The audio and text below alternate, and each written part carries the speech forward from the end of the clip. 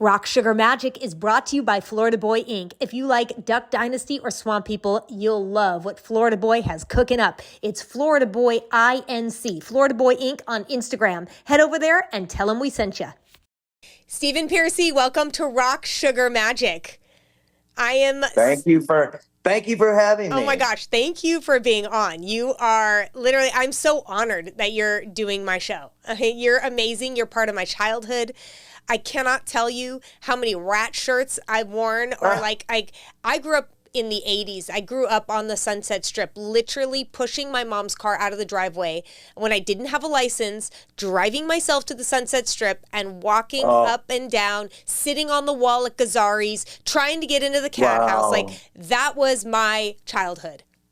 Isn't that crazy? You think about, Christy and I talk about it. You just think about 10 years ago. Yeah. You think about 20 years ago. Well, we're talking like 40 years ago now.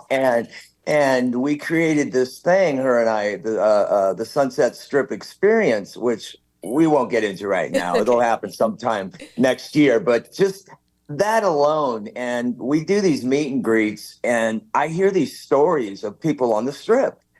And I'm like, please tell me, because it's a period in time in rock and roll that will never be repeated. Yeah. It's almost like the 60s.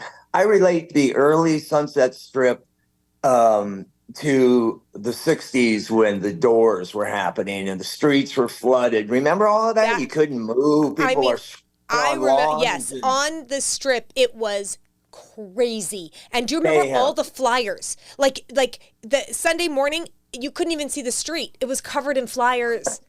Right. Oh my gosh. It was a crazy period. And, it's amazing that to this day I'm still, because I started at Gazzari's, in 1980 and became house band in 81. But at the same time, Great White was called Dante Fox. Striper was called Rock's Regime. Yep.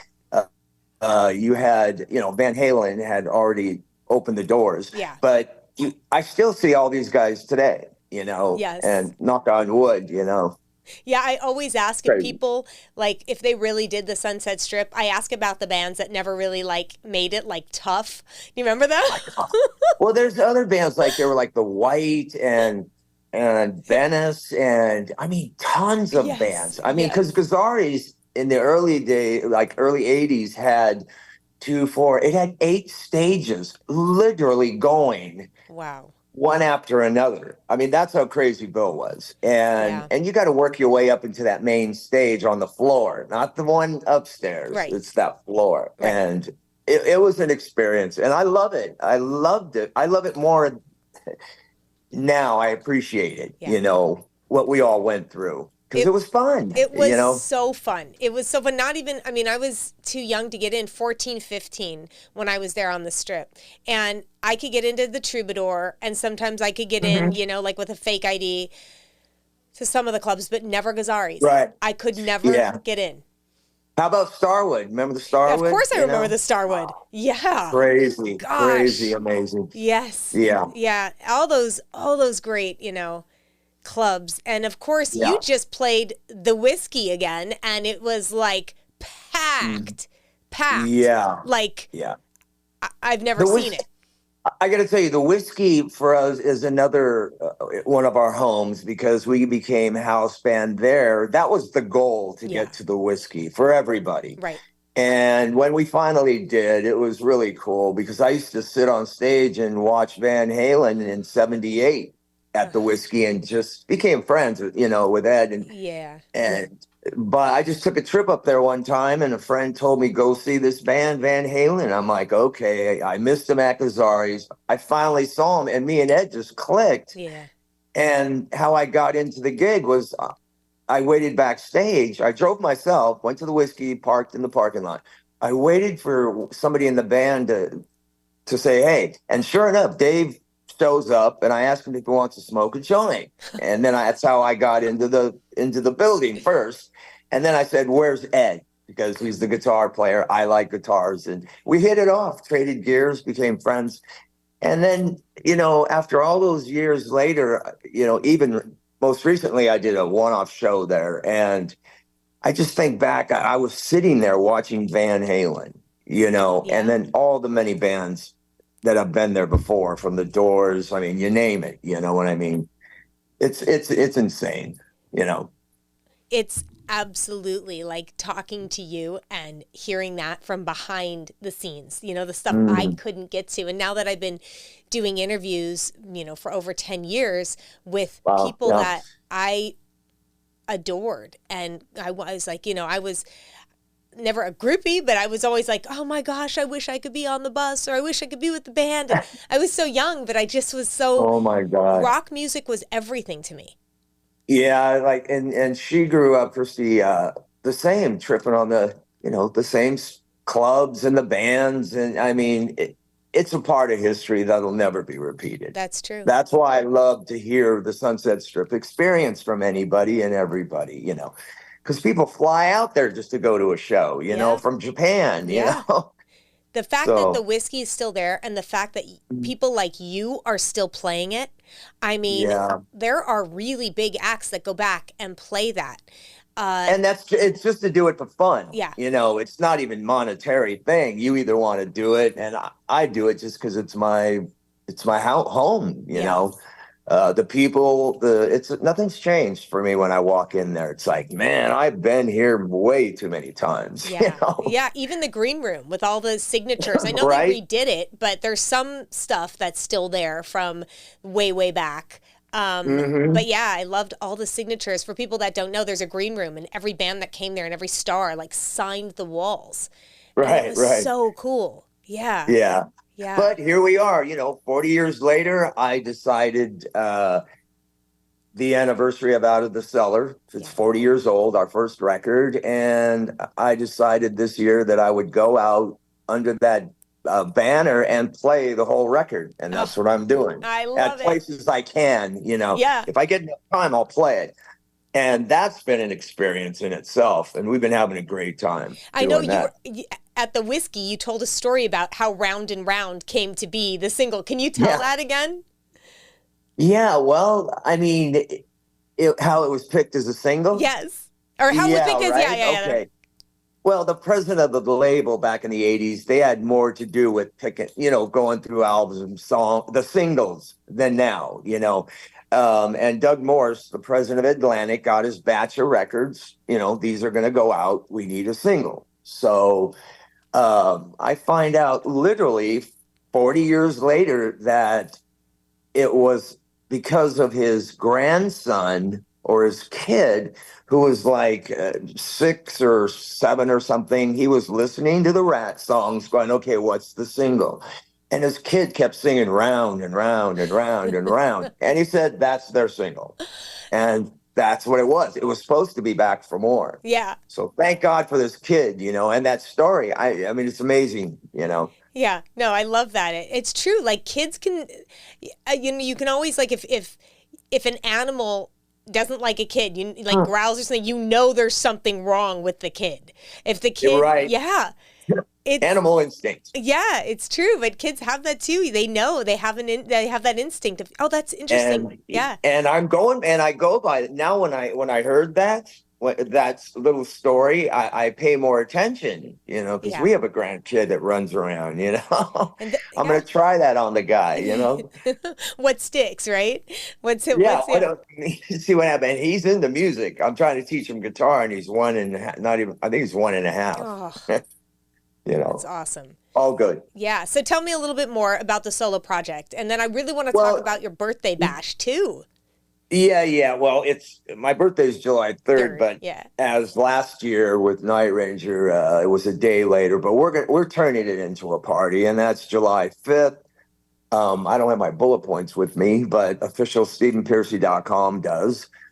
And that's it on that. But anyway, I'm going out. I am going to be working. I've been working on this solo record, number 6, for quite a long time.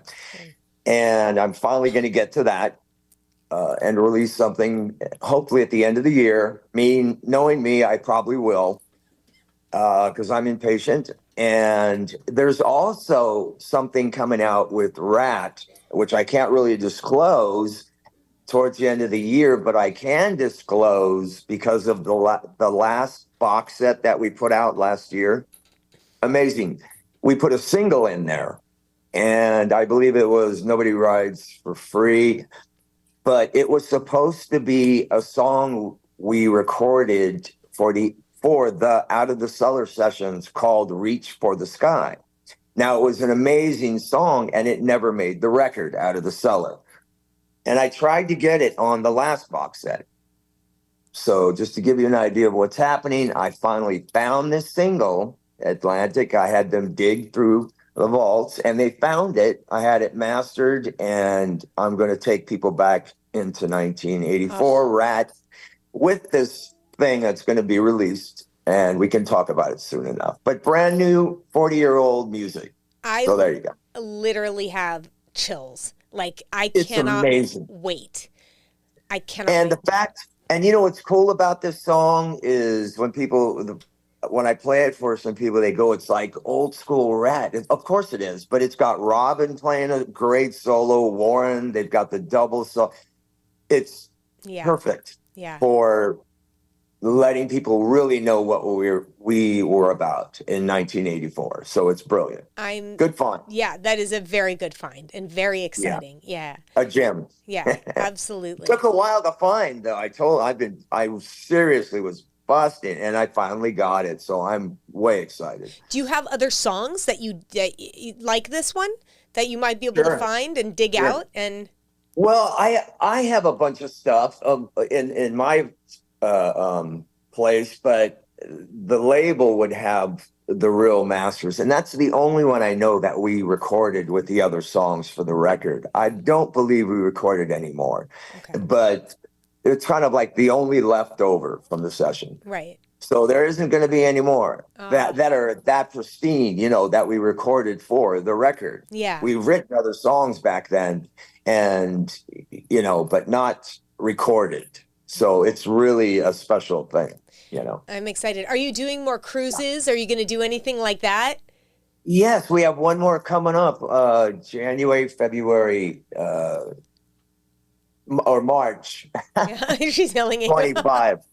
I'm corrected. Okay. And it's going to be fun. I love those. Yeah. I mean, you know what? Especially the ones that are like 80s through they have everybody. Like, I'd love to do one with Adamant, you know. And those kind of folks, like the last one I did, it was similar to that. It had Debbie Gibson and all these crazy people. Oh yeah, the cruise. I don't have my specs on, but anyway, officialstephenpearcy.com under tours, and we'll put that up. We'll put everything up. Like there'll be links for everything. Yeah. There's so Christy many dates up there that we haven't put up yet. So okay. Yeah, so everybody can find anything we're talking about. I'll put the links up to whatever. You can find merch. You can find shows. The birthday bash. Yeah, we touched on that. Yeah. I love this girl. I'd be lost without her. I'll tell you. I know. I want to get her on. I want to talk about what she's done for you, not only like your life, but health-wise. Yeah, that's important. We can go there in a minute if you'd like. I would love to. Get this up one. Yeah, I would love to.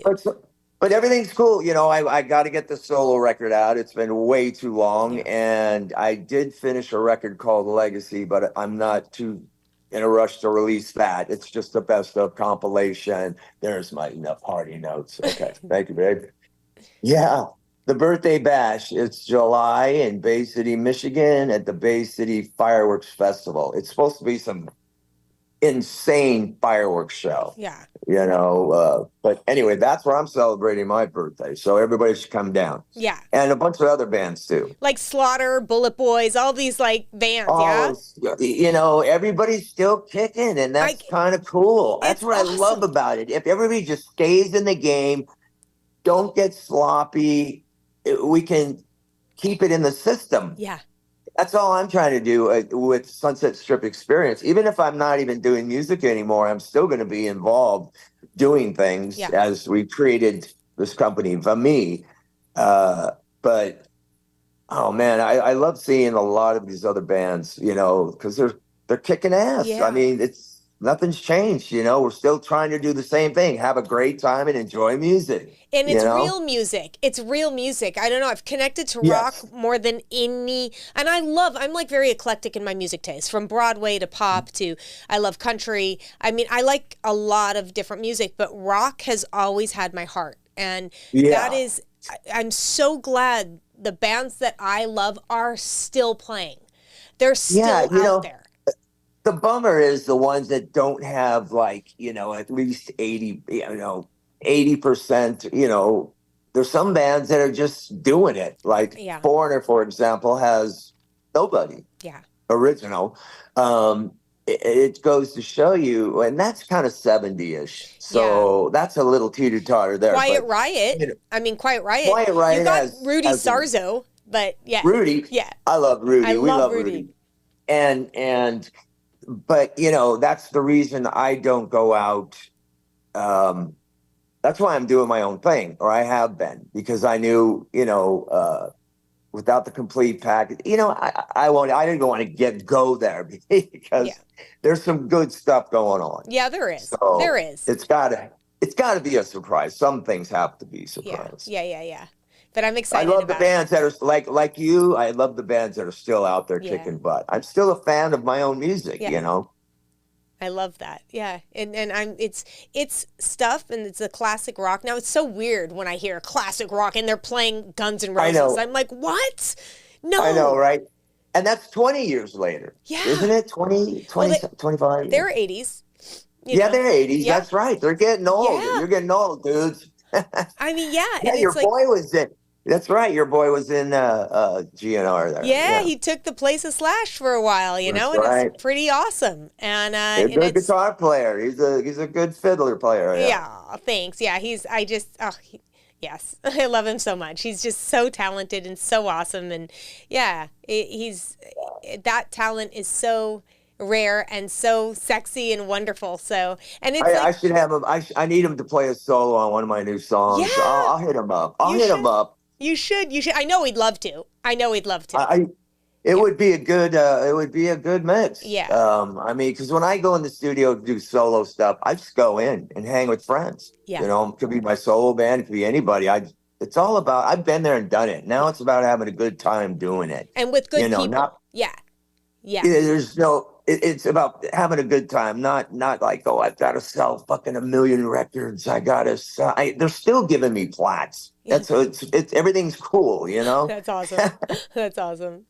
Yeah. And then I hear people who go, "Oh, it's not worth writing new original stuff," and I'm like, "What? Man, that's a terrible thing to preach, especially if you're successful and you've been there."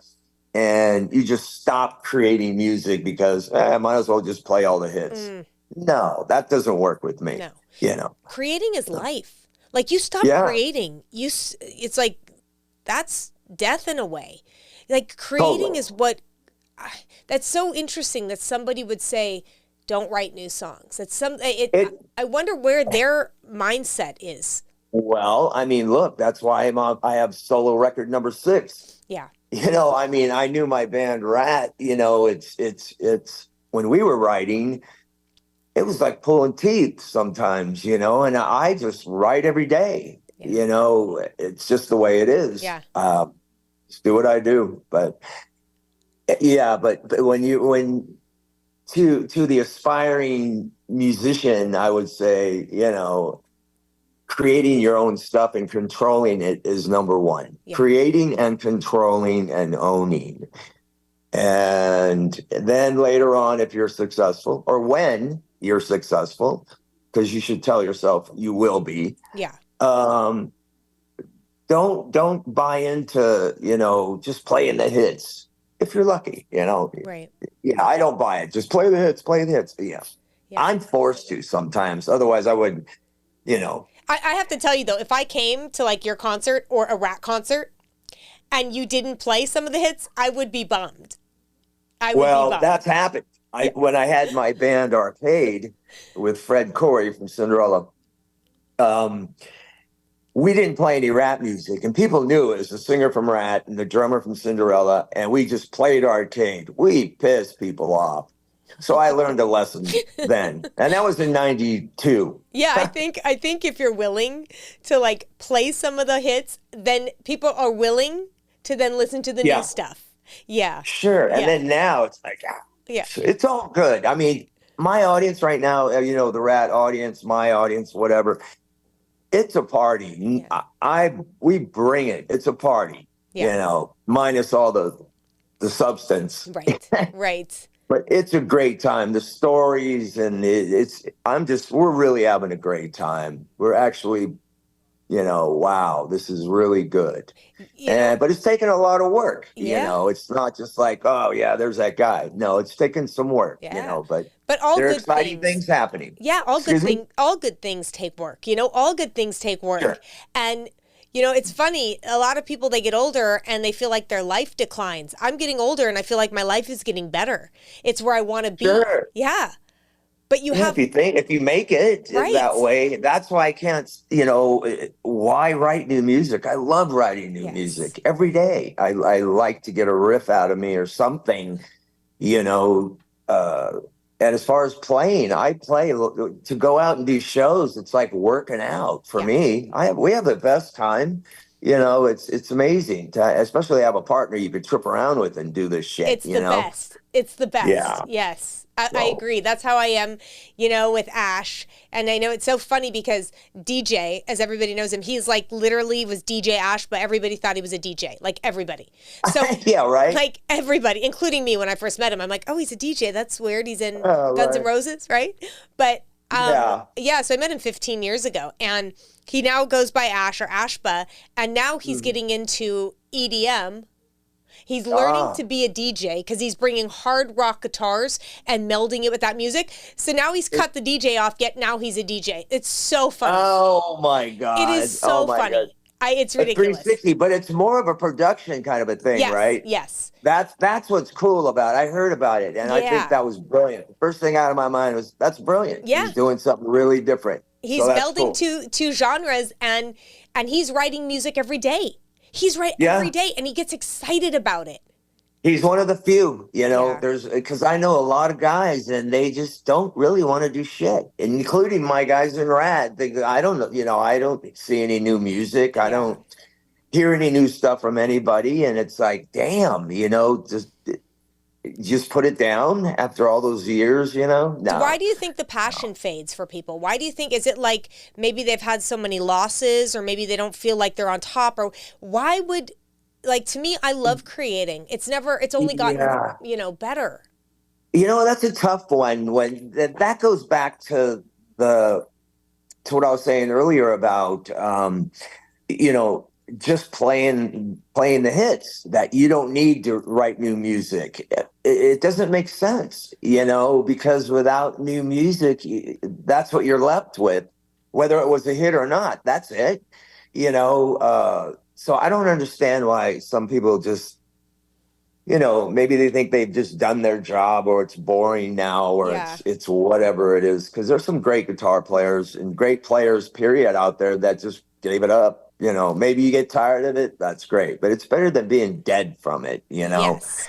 I enjoy it. I have a great time. Yeah. You know. No, I can see it. You still have a passion. And you see it in these people's eyes. They're bringing their kids, their fucking grandkids. Yes. I don't know if the dad's the son or the son's the dad. When they go to my meet and greets, I'm like, you mean you're the dad and you're the, you know, but it's great that they're so committed. You know, our first generation fans are so committed. It just blows my fucking mind. And I love the stories. That's the best. We were in the parking lot, or I got laid from your song at the you know, the stupid bowl at the, you know, Roma Dome or wherever I love it. I love it. You know, the kegers out in the parking lot, you know. What's the craziest thing that has ever happened to you on tour? What's like, or one of them? I know, I'm sure you've had a million crazy stories.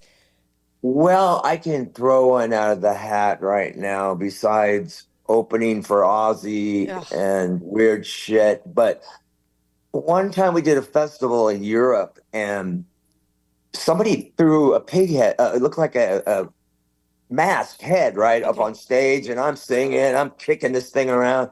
And I finally started to notice, I go, it's a pig head. I thought it was a fake thing. It was a real pig head that somebody threw up on stage, Oh and it my freaked gosh. me the fuck out.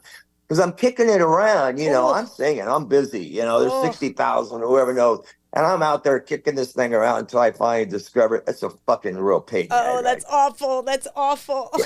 It's And so horrible. there's one out of the hat right there. Yeah, that's awful. God. That's a weird one. What's the worst thing besides that that's ever been thrown at you on stage or thrown up on stage? Well, I actually saved them from the 80s. I have flying stars, the Japanese flying Yeah. stars. I have eight, pool balls, 8 balls, Yeah. cute, whatever. I have those that were thrown on stage.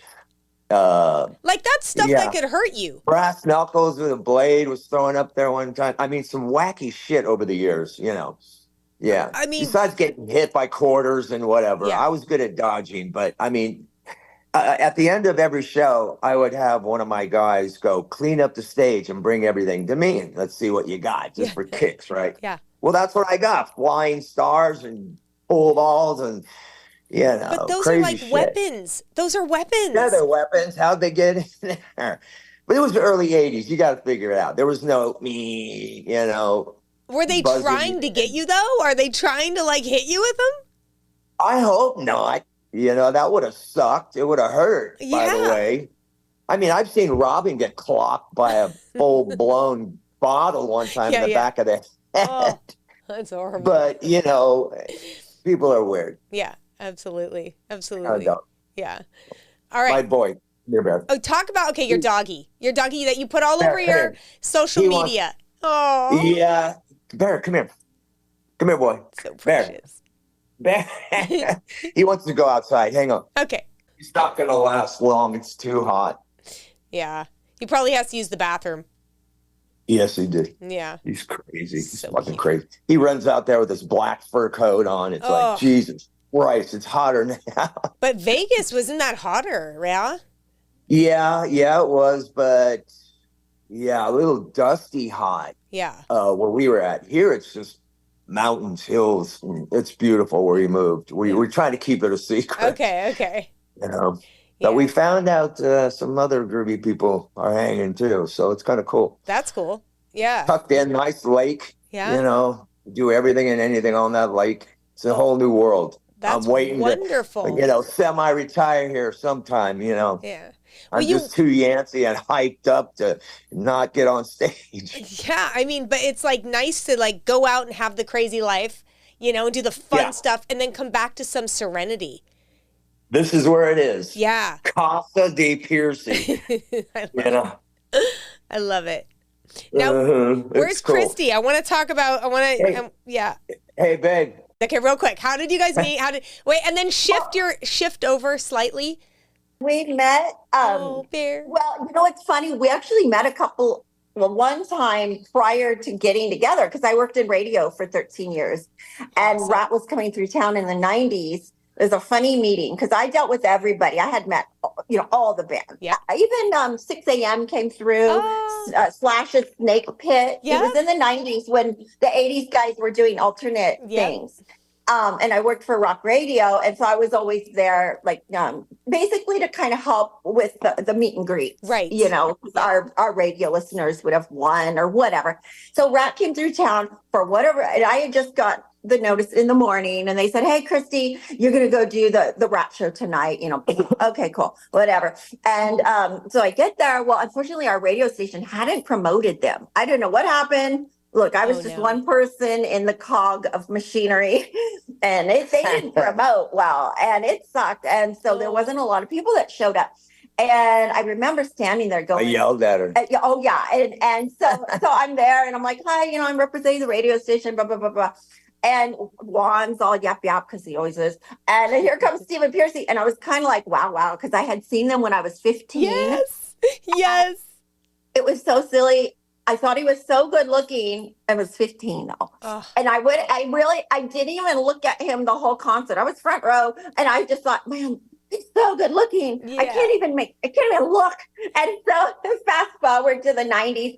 now I'm doing the radio thing. There he is. And I'm like, oh, wow. Okay. Here's this good looking fella again. Yes. And he was such a jerk to me. He's like, your radio station didn't promote us. You suck. Really mad and yelling at me. And I'm the only one repping the radio station. Oh, and I'm like, he just gave me this assignment this morning. I don't know what the hell's going on.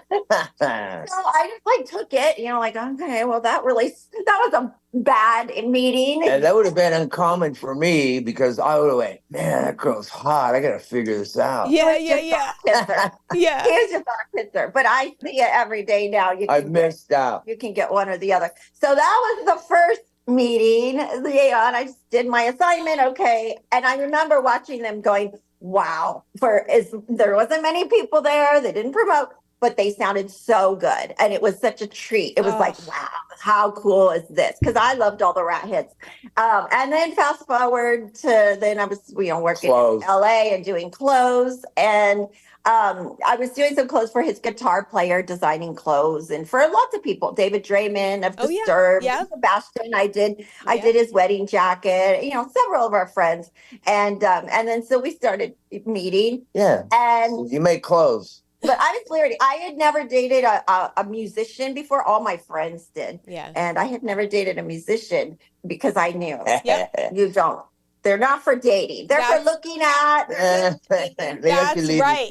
That's right. Musicians and athletes. I was like, no. Right? Yeah. No way. Yeah. Because I had worked in radio for 13 years. So you see, Oh, long story short, she makes great clothes.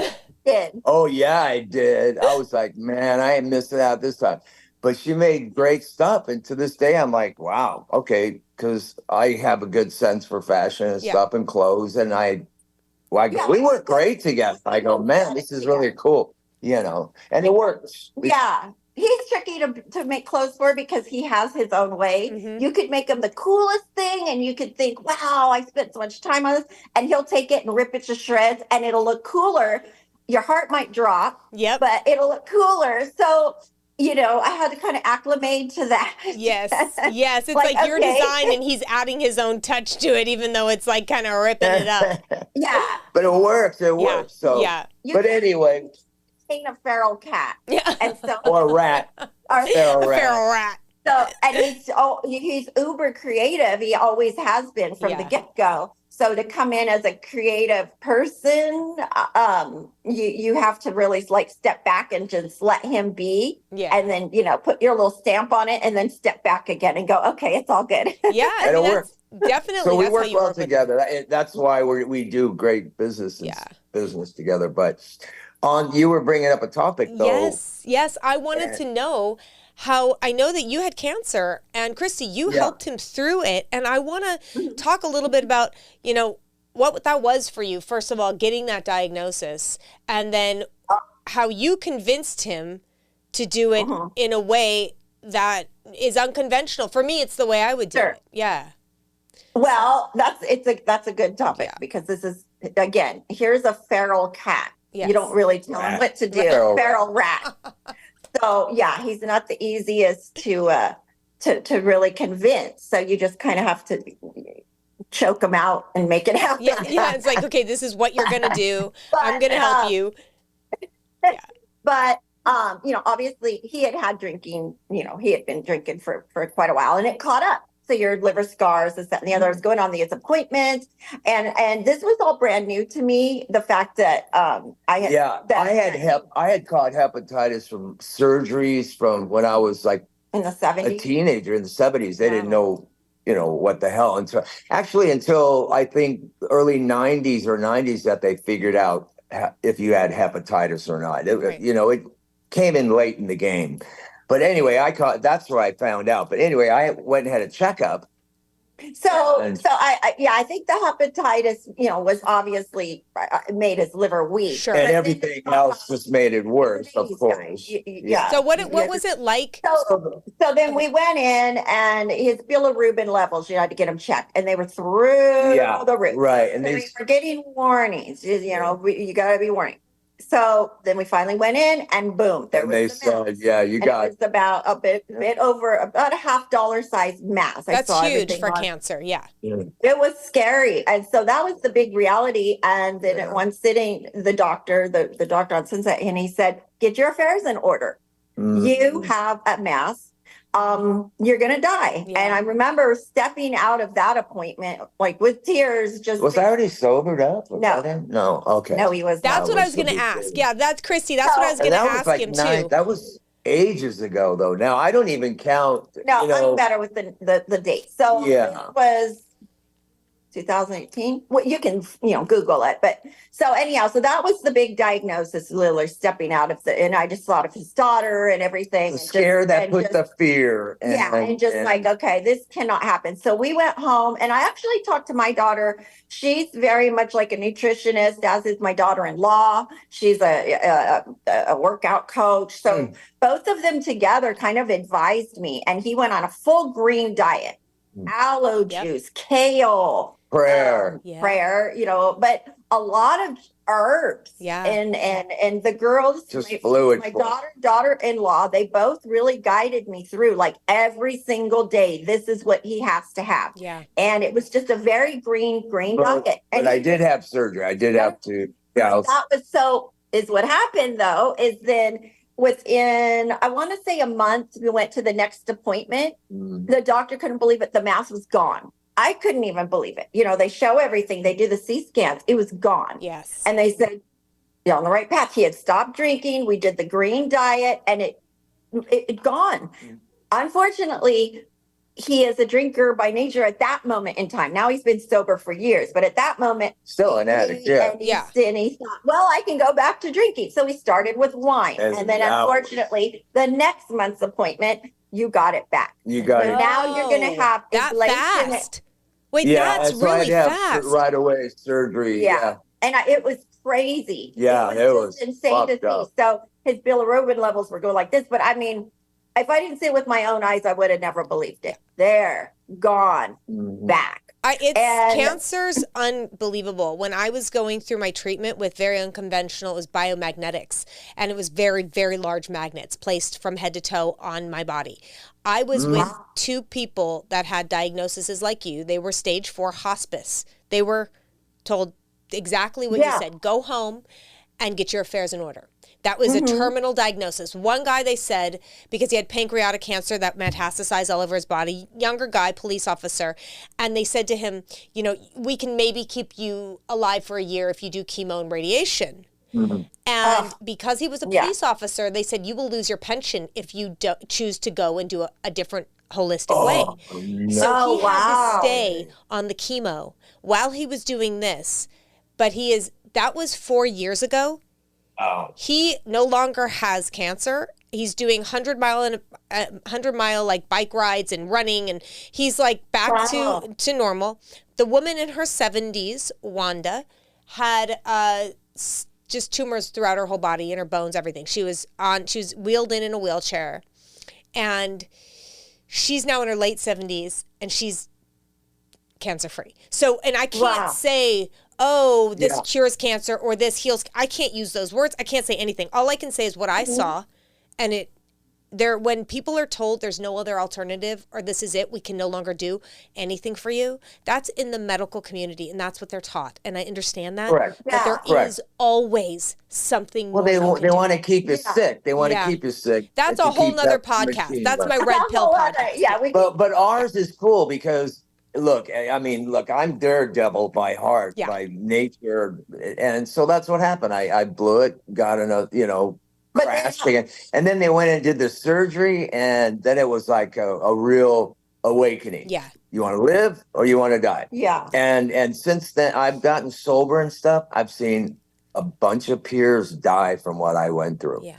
Drinking this, just blowing it, and it's wow. So thank God. Yes, thank God. I want to. Okay, go ahead.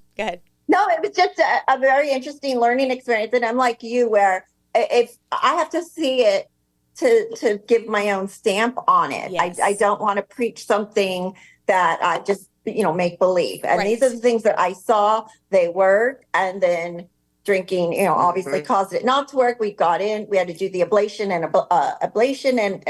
I forget the other one. Yeah. It's two. They poke it with the chemo, then they scoop it. So then we ultimately had to do that. Yeah. And then the hard worker he was back on stage in 9 days. Wow. We were out there with an open wound, not even knowing if the cancer cells that was crazy. Gone. So that was a whole other story. But the nutrition part, it works. Yes. Yeah. It works. And no alcohol. I love how people like just say, here's pills, here's pills, here's pills. But what our body runs on and our fuel is food. That is what keeps us going, not pills, not chemicals, but food. So, give your body the right fuel, it's going to do the right thing. It's going to heal itself. Yes. And I've always been you've got to have positive mind, and that you can consider prayer, or you can, either way you look at it, but you have to get the right headset. And I've told friends of mine, actually a great friend of mine, my drummer from Mickey Ratt, my first band, died of cancer. And I told him, you know what, man, just don't give up, and he had the great headspace, and he stopped drinking. He tried his hardest, but they, like you just said, kind of bothered me. No, you got to have this or you're going to die within a year. You got to do this. And he was like, I was telling him, no, you don't, That was a tough one. That was a tough one because we had gone through it and seen the value of nutrition. Yeah. And unfortunately, some people that, they're just going to follow through with what their insurance is covering and so forth. And he was such a great guy, and he went through what the doctors told him to do, but they just filled him with chemo, and he lived for 2 years. It was terrible. Yeah. So it's very strange. You have to go out there and do your own homework and have a community kind of around you, because we can all learn from one another. Yes. It's so vital. Yes. And I believe in the negative and the positive. If you're a negative, you'll go nowhere. That's right. Doesn't matter how what you're taking to fix it. You got to have the proper mindset, prayer, however you see it, Yeah, so important. Yes. So it is so imperative to have a mindset of I'm going to live, because there's a story I'm going to tell you. But one thing I told you that I was going to tell you, which is a statistic about prayer. They interviewed and all these doctors from all over the country about prayer. And it was, I can't remember. I don't know if it was like 100 doctors, 50 doctors. But a lot of doctors, they are not religious, or they don't necessarily believe in God. They're very scientific in thinking. Sure. Mm-hmm. But they said that the people who had loved ones or family members pray for them and around them and with them would get better 50% more than the people who didn't. And they didn't, they couldn't 100%. Understand that, but they saw it as a fact. That was true. Yeah, which was amazing. Yeah. Whether it's, you believe it's God answering a prayer, your angels, whether you believe it's positive energy, whatever that is, when you get, we are energy, we are electricity, we are, what do you think, makes this body go? What is the 21 grams when you die? That is your soul. They say you lose, 21 grams, I think it is, or 23 grams when you die. Yes. What is, we are electricity. This is how we are frequencies, right? When you are putting all that together and you believe like in a higher power, it's going 100%. To help. It works. And as I see this cameo, I love talking to people, and it's really great. And I put it out there that my cameos and stuff, when I have people that tell me, I'm going through this, I'm going through that, whatever it may be, cancer, this, because some of them know my trip. And I chat with them and become, hey, well, let me help you, have the energy, don't give up. Take care of yourself. And I really kind of like when I get those messages from people, because I'd be happy to talk to them about what I went, not really my trip going through it, helping you get through it. And it works because they're like, they need a lift up, they had a cancer, or they got this or something happened. Can you please talk to them? And I do, and I love it. It's very fulfilling. It's very interesting how cameo kind of morphed into this positive speaking experience. It's true. And the fans want it, and it's very cool because the meet and greets too. Yeah, those two. I told them. Really get it. You see online, people have their opinions of with Pearcy Ratt, and they all want to voice their thoughts. Sure. And it's like, okay, well, whatever, because we're out there, and he does these meet and greets after the show, and they're not like these horrible meet and greets where the fan is sitting 20 feet away. You're back here. I get into the dirt. Yes. I love talking to them and chatting and tell me your story. I have time for everybody. I love that. 2 hours after every show. We schedule them after the show because that's how he operates best. Right. He doesn't want to do meet and greets before the show. And it's not about being a fan of Ratt. Some of them we actually have conversations about their health. Yeah, my wife, me and my wife, last time we saw you, she's no longer with me, and I'm here because that kind of trip, I just and they kind of embrace them. I mean, we're out there all the time, and this is an every night thing for us. Yeah. And it's so many because the demographic, of course, there's. Yeah, I was telling her they bring their kids. You don't know who's the dad and who's the son anymore, And it's so heartwarming because it's like, you got me through cancer, or you got me through the death of my spouse, or, obviously there's the one not just getting laid, Hey, you were the best years of my life. I got laid in the back seat. Yeah, right. We went through that. Yeah. All of it. But even those ones, the person, they're so grateful. They're like, I don't care where I'm at in life now. I'm going through hard things, but listening to your music brings me back to those great moments. Yes. So appreciate it. So it's such a different vibe than like just Guns N' Roses or this and that. No disrespect to anybody else, but I'm just saying Ash don't care. We experienced on the road. It has ended up becoming this very personal thing with the fans. So we give a little bit more back at a meet and greet. Some people think, you just get in there and say hey and take a picture. No, we love that. I love that. But that's how you're going to keep these people always coming back, always and you're going to change their life. Like the fact that you are taking those 2 hours, not just right before where the concert, people do it and it's like a time crunch and they're getting in and out and it's not going to mean as much.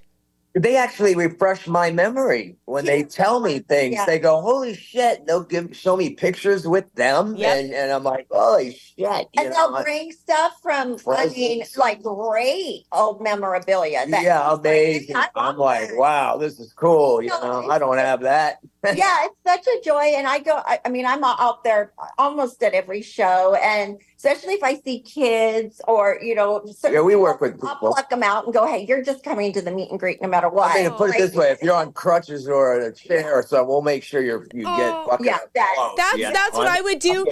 At Molly Crew, because I saw them every night when I was on tour doing the radio show with Nikki, and I always had these seats. I would get 2 seats, and I'd always go to the way back, and I still have friends from people listening to our show to this day that I still talk to, and I would go and I would find them.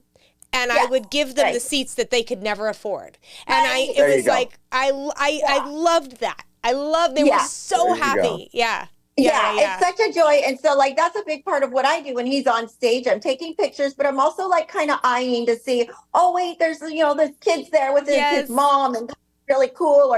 It's a slew of different types of people that I see. She's actually doing about 100 other things. I'm doing a million things. As people shooting around, don't fuck with her. Place. When he's performing, you'll see me shooting all over the place. But I always do that because I just love it. Because you're right. It's such an exchange of energy that benefits you. You're like, this is my pleasure. You have to come back. It's true. Yes. And it makes you feel good. It's almost selfish when you do that because you feel so good. And I get so happy for people. And so it's 40, like I say, we've been there, done it. It's I love just seeing the expression and coolness on people. You go, here, fucking have a free pass. I'll run into them before the show and they go, what? Yeah. Can I get a picture? Usually I'll say, no, I would say, fuck no, and then I'll go, of course you can, and it just freaks them out. Yeah. I love it. Yeah, we always have to be careful too. We do charge for the meet and greet. Yeah. We have to pay the people that are there staying with us. So there's a reason why we do charge. But I do enjoy giving out the free ones Absolutely. So the health thing and the cancer thing and all of that, it's still monitored. You still have to take care of yourself, and you still have to believe and be positive every day. There's not a day that does not go by. I thank God that I'm fucking still here, you know, and do the best to do what I'm here for. I don't fucking know, you know. Do you remember Norman Cousins in the 70s? He did a whole thing. He had cancer, terminal cancer, and he just said he was going to basically laugh the cancer out of his system, like laugh his way. And he would every day in his hospital room, he was dying every day. He put on something that made him laugh, made him laugh, made him laugh. All he did was just watch things that made him laugh and have people around him that were positive. He overcame cancer just by that, terminal cancer, just by that. And he wrote books about it. Those stories. I agree. Your whole frequency. Yes. You know, like, you know, we get so caught up in this lower frequency, even in the music of today. Yeah, 100%. Christy, you hit it on the dot. It's a lower frequency, and if you can raise it, and some people just don't know how. They have no idea what that even means. But if you can... Yeah, I think you guys ought to do a show together sometime. I'm in. She's in radio. She's a horse girl. Are you kidding me? We'd have an awesome show.